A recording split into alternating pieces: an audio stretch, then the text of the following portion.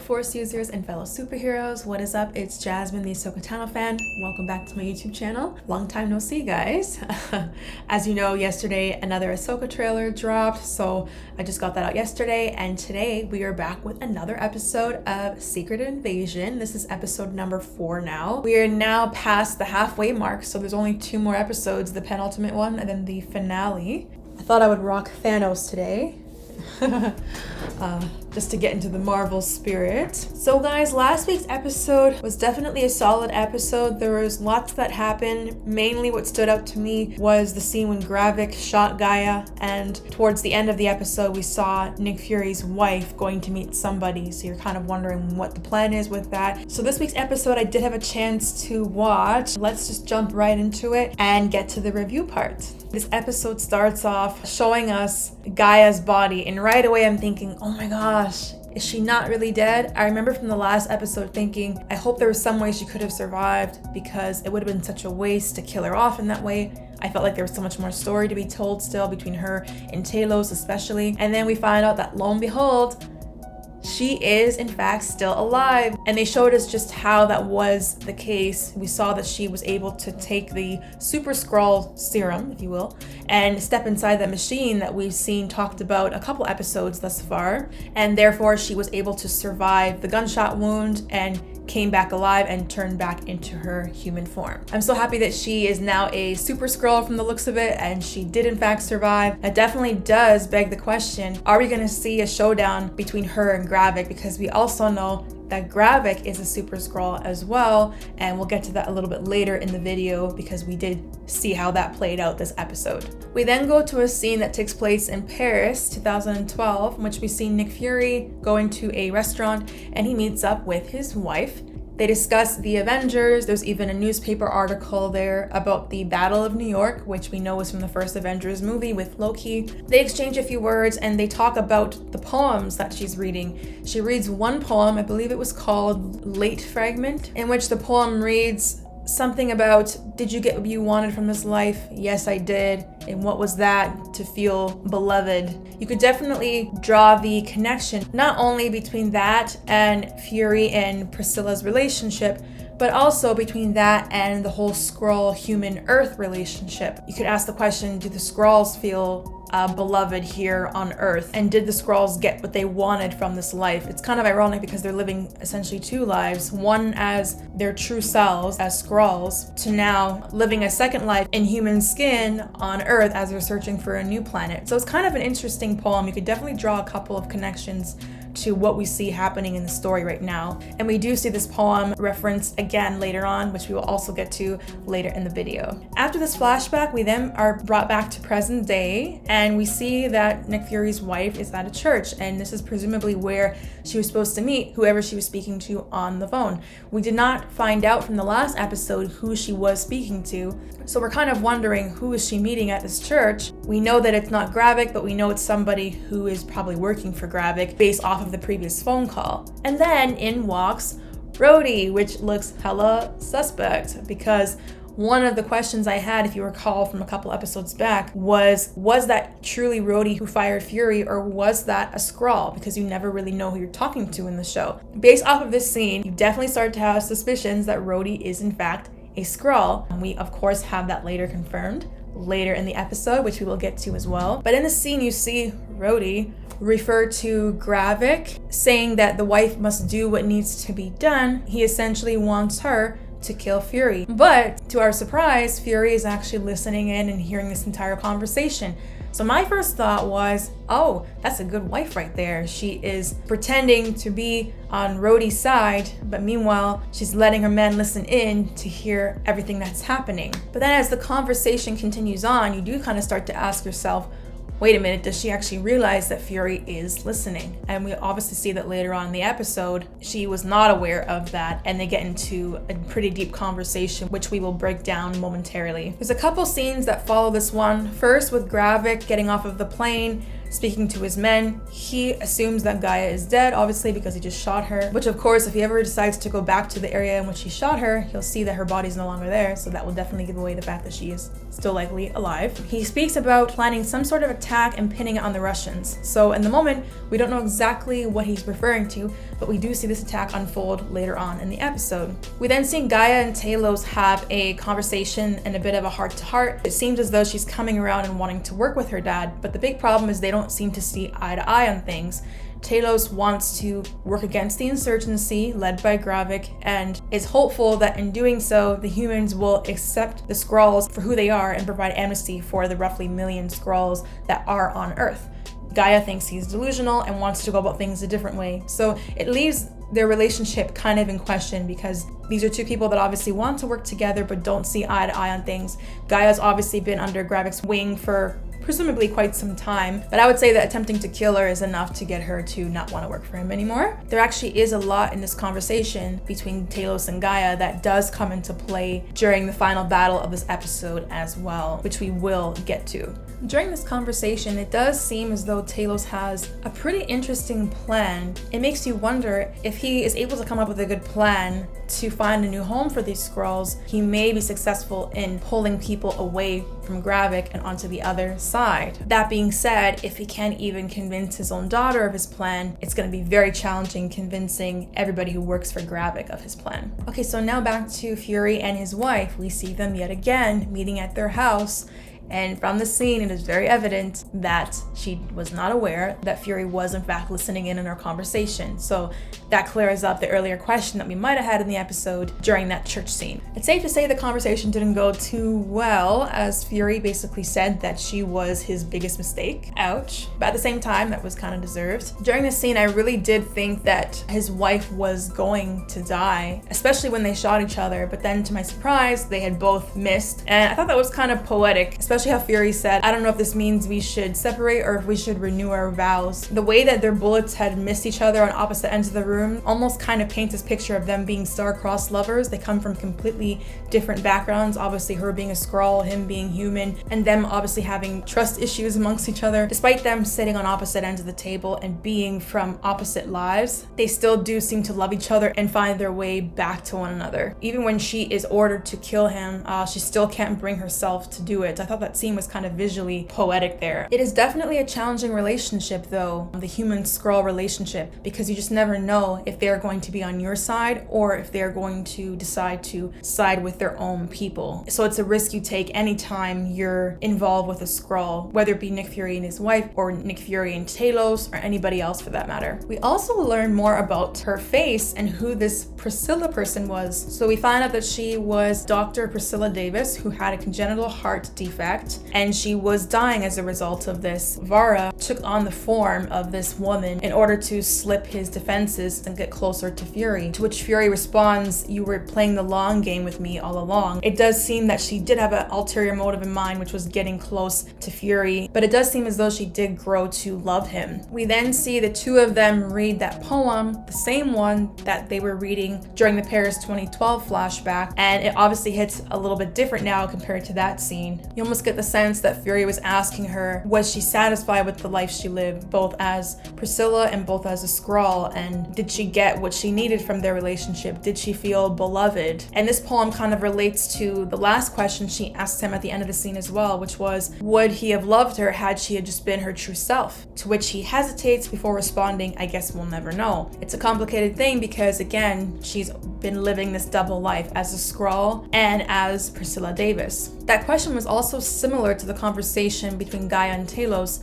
in which Gaia asked Talos, don't you want to be able to live in your own skin? So there's definitely this theme of the Skrulls feeling comfortable in their own skin and wanting to live that way, but knowing for the time being, given their circumstances, that they have to assume human form for now. So that was definitely a deep conversation. It definitely built up their relationship a bit more. It also just kind of a bit mind-blowing how the Skrulls can just take over somebody's life. And from the story that she told about Priscilla Davis, I'm not even sure if the family knows that the real Priscilla Davis did in fact die, because she just assumed her form in life during her sickness. She even mentions that there were 3 promises she made Priscilla Davis, which was to bury her at sea, to still be a daughter to her parents, and to not hurt Fury. The third one, she kind of slipped up on that a little bit, but she made up for it in the end. But just the thought of perhaps your closest loved ones not necessarily knowing that you've passed on is kind of mind-blowing and trippy. So that was the impression I got from that scene, which is that her family perhaps didn't actually know that she passed on, because as she was buried at sea, Vara took on her form. There's no reason to think that she actually did die, Priscilla. So now the next scene starts with someone in the shower, some Skrull. You're kind of asking yourself, which Skrull is this? Ironically, as much as the Skrulls talk about living their true selves versus living in human form, as the audience, we only know the Skrulls by their human forms. When they are their true selves, we don't know them, we don't see them. We only acknowledge them in their human form. So it's kind of ironic almost in a way. We don't see them as they see themselves. And as soon as the Skrull gets out of the shower and goes into the mirror, then bam, we see that it's Rhodey. So now we have a direct 100% confirmation that Rhodey this whole time has been a Skrull, which again makes sense. I did have my suspicions on this a couple episodes back when he fired Fury. So the first question on my mind during this scene is, where is the real Rhodey? And who is the Skrull that is impersonating him? So Rhodey comes out the washroom and then he sees a surprise visitor in his hotel suite, and it is none other than Nick Fury. They have a very interesting exchange. During this scene, I found myself asking, what is Fury up to? Because we know that Fury is always up to something. Despite a lot of people in the series thinking that he isn't a step ahead, this scene shows that he very much is a few steps ahead. So I'm thinking, is he trying to get him to slip up, him as in Rhodey? Is he gonna try and bring up something from the past that only the real Rhodey would know, and then get him to come out and reveal himself in his true Skrull form? But of course we know from the following scene after that he wasn't just being polite when he offered him that alcoholic drink. He in fact used it as a liquid tracker, which comes into play towards the end of the episode. During this scene, you see that Rhodey blackmails him with the footage of Fury shooting Maria Hill, which of course wasn't really Fury, it was Gravik. But either way, it does not look like this Rhodey is interested in helping Fury, and he is doubling down, in fact, on keeping Fury away from the government and keeping him out of his job. And we all know that's because he obviously doesn't want Fury getting too close to him and ruining the entire operation. So now we move into the final scene / final battle sequence, which had a lot of action, I might add. And the president obviously smells alcohol on Rhodey's breath, which was kind of a funny moment. I also noticed on a side note that one of the guards had his arm in a sling. And I was kind of wondering what that's about. I don't know if we saw what happened to that guard prior. Anyways, now we see unfold the attack that Gravik had spoken about earlier in the episode and blaming on the Russians. You saw them launch a full-out attack and they were speaking Russian, and one of the president's men even said, shoot, it's the Russians. So it just kind of plays into Gravik's plan overall to turn humans against each other by making them think the enemy is one person when really it's the Skrulls. It was kind of funny during this scene how Rhodey was just sitting in the car, so chill. Way to blow your cover, buddy. Obviously, the only person who could be so chill in that moment is somebody who knew it was gonna happen. So much happened during the scene. There was so much action. We saw a different side of Gravik this time. We actually saw him extend his arm in a way that kind of reminded me of Groot, to be honest. That was a pretty intense scene that we also saw in the trailer, but the one question I had was, aren't you kind of outing yourself as an alien now?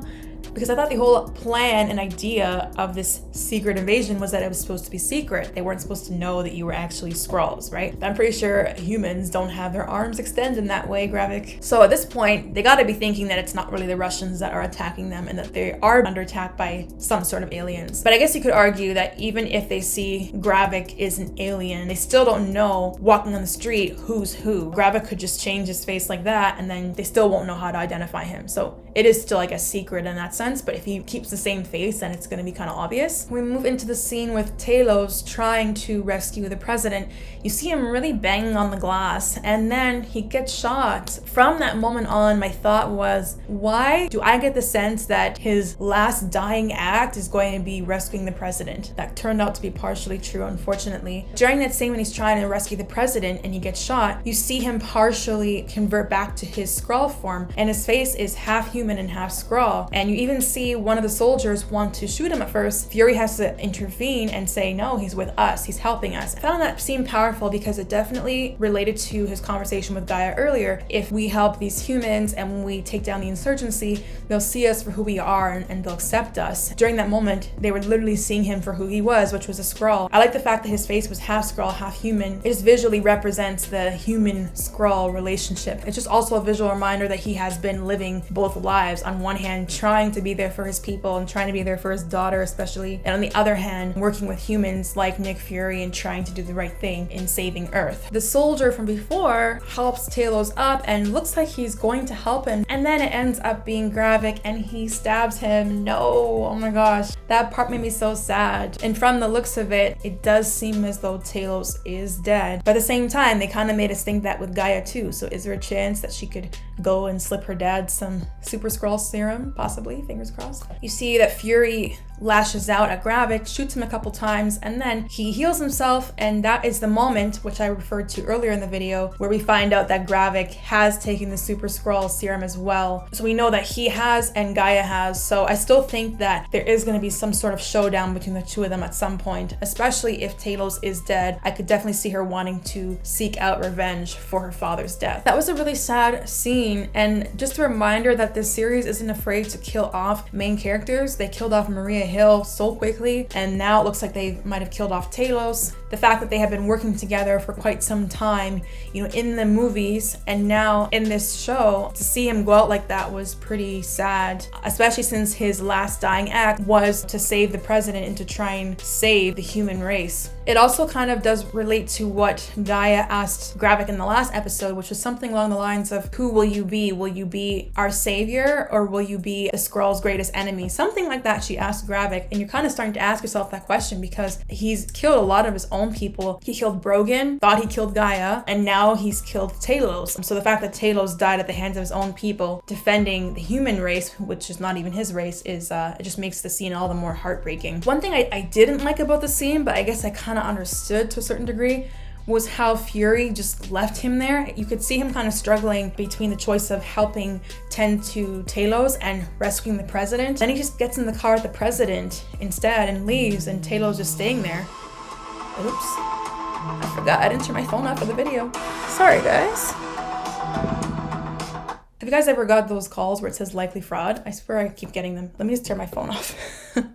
Ugh, I lost my train of thought. He just leaves Talos there. And that was kind of sad to me. After everything Talos did for him, to just kind of leave him there dying on the ground, bleeding out, choosing the president over him. Yeah, it was kind of cold. I understand it because protecting the president from the Skrulls is of the utmost importance because you don't want them to be able to hold office that would allow them to do catastrophic things. But yeah, it still kind of stung a bit to see that. And I also want to say I feel bad for the suspicions I had on Talos early on in the series. I wondered if he had some sort of ulterior motive and if he was hiding something from Gaia and if he could actually be secretly bad in a way, but no, it turns out he was just a hero from the beginning. So yeah, R.I.P. Talos. I hope there's a chance he can come back, but I don't really feel too optimistic about that. But anyways, guys, that was actually a great episode. I think that might have been the best one thus far. Not that the other ones weren't good, but for some of them, they were a little bit slower. There was a lot of talking in some of them. This was kind of the first one where we've seen so much action. The stakes definitely feel raised now. We got to figure out what's going to happen going forward, and most notably, what's Gaia going to do when she finds out that Gravik killed her father.